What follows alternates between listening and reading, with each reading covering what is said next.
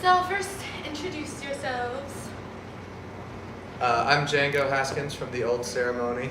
I'm the one over here. And I sing and play guitar and write the songs. And this over here. Gabriel Pelly.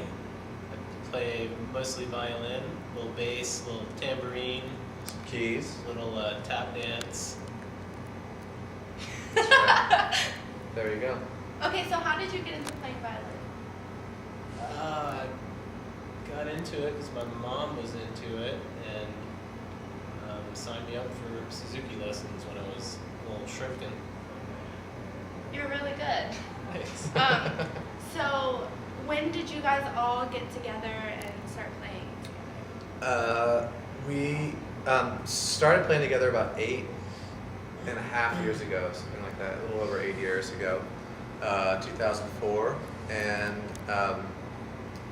had a bunch of songs that didn't really work for the bands that I was playing in at the time, which were kind of more straight-ahead rock bands, and found all these different players who were kind of the best players I could find in town, who were and who were also interested in different styles of music, like, you know, anywhere from like gypsy jazz to kind of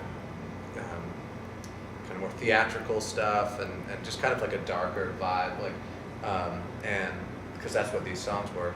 And then the band has just grown into its own thing over the years, and we've just finished our 5th record, and it's coming out in August on Yep Rock. We did our first European tour last summer. That was pretty awesome. Something we hope to keep doing. So yeah, That's awesome. we've been together a long time, haven't we, Gabe? Why, yes.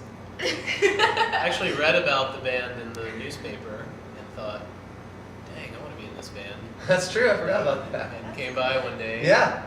That's how I got Came in. by my apartment and we cool. played together, and it was like, oh, this is gonna work. That's awesome. Yeah. it's Well, true. so how would you explain your music to somebody who would never be able to hear it? Like they were physically incapable Because they're of hearing. Yeah. deaf.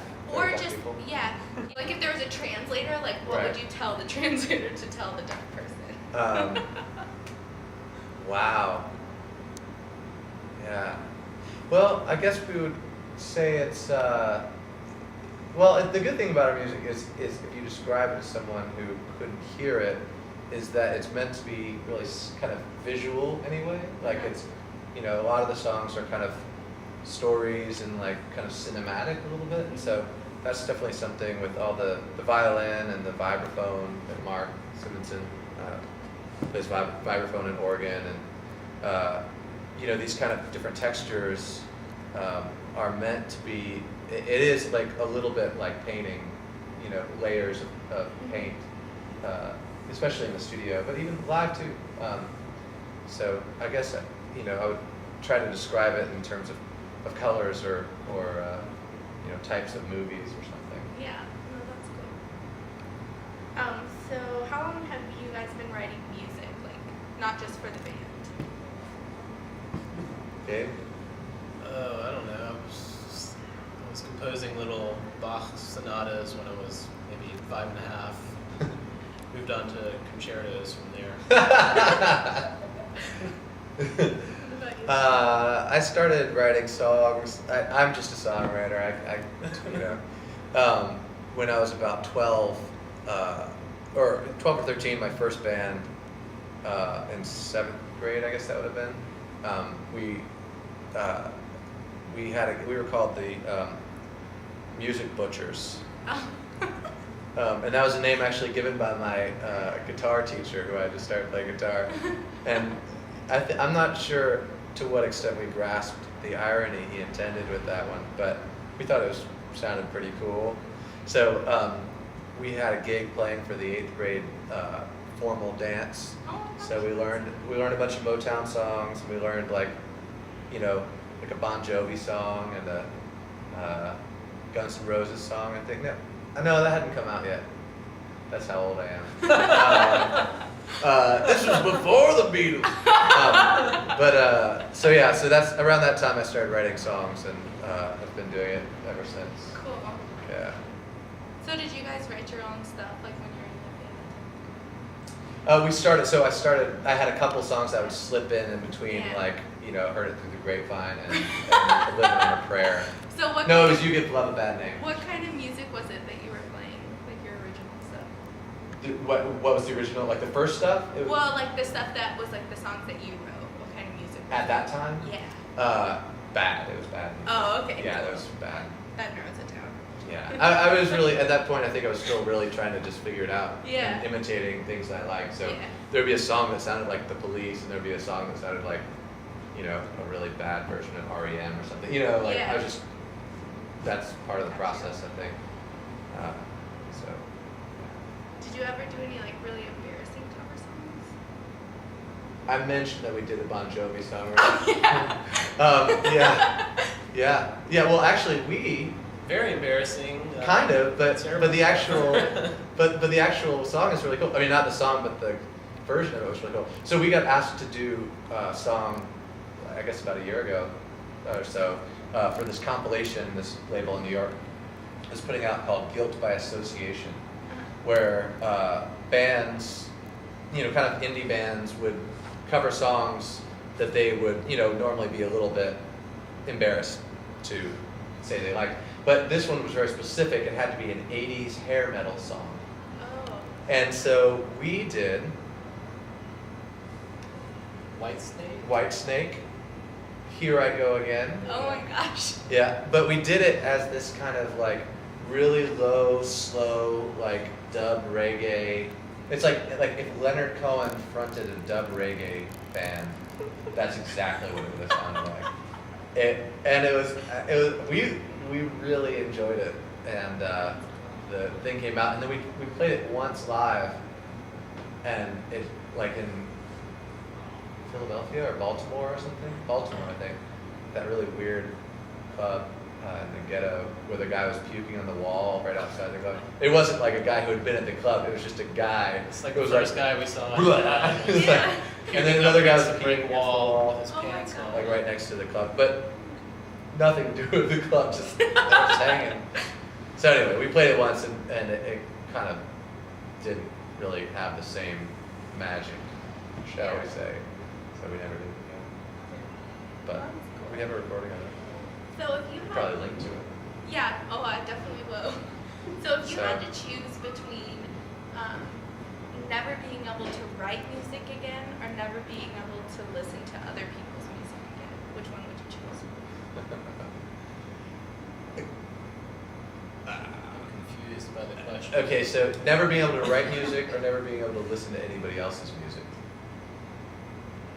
Man, I mean, at this point, I feel like I've heard enough music in my life that I can just kind of remember it in my head without listening to it. Yeah. So I think I would choose never being able to listen to anybody else's music because I can just replay what I already knew. That's also assuming you're making an assumption that we listen to anybody else's music. You know what? That is a good point. Yeah.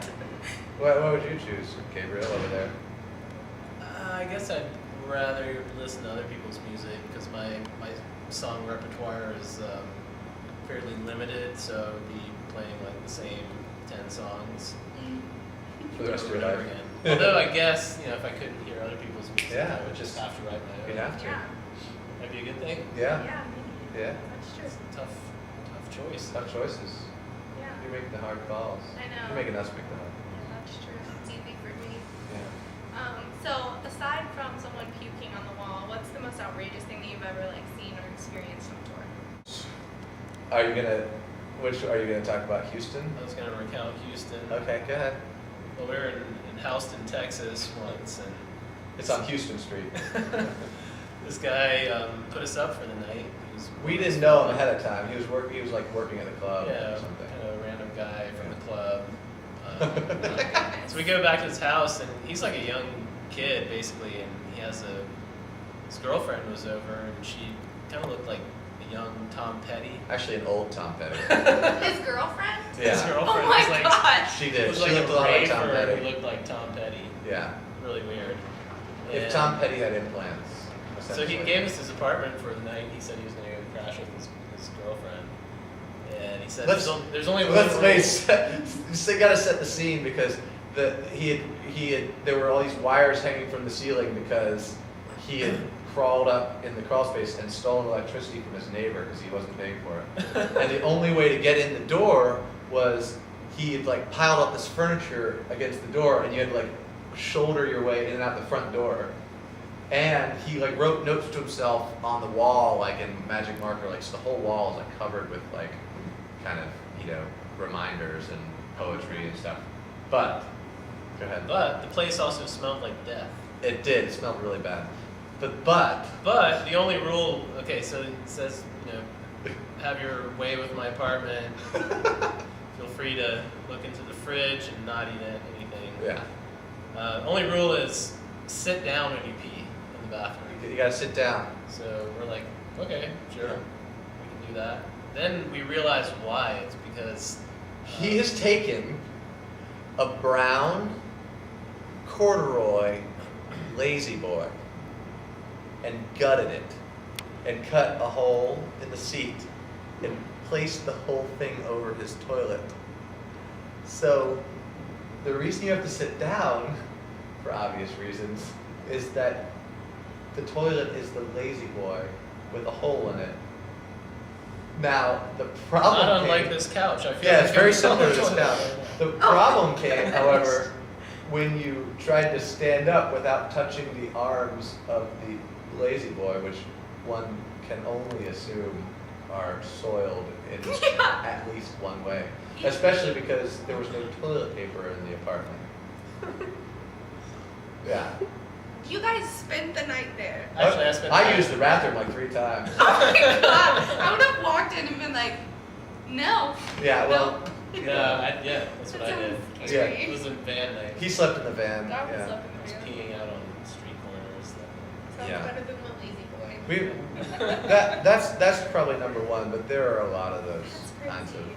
That's experiences. probably the best story I've ever gotten out of that question. Good. Yeah, you guys are impressing me with these answers. So, what about just like general future plans? Like other than the album coming out Right. in August, you guys have a tour coming up already? Yeah, we'll be doing a lot of touring in the fall and winter in the U.S. and then and maybe a little Canada again, and then hopefully next spring we'll go back to Europe. Do that again. Germany, Holland, That's awesome. maybe France. England this time. Yeah. Where's your favorite place that you played overseas? Berlin. Yeah, Yeah, that was mine. It's pretty great. Yeah, it's pretty great. that's cool. I've never left America, so Oh, yeah. jealous. But that's so cool though. Yeah, that's fun. So, is there anything else that you would like to throw in here at the end?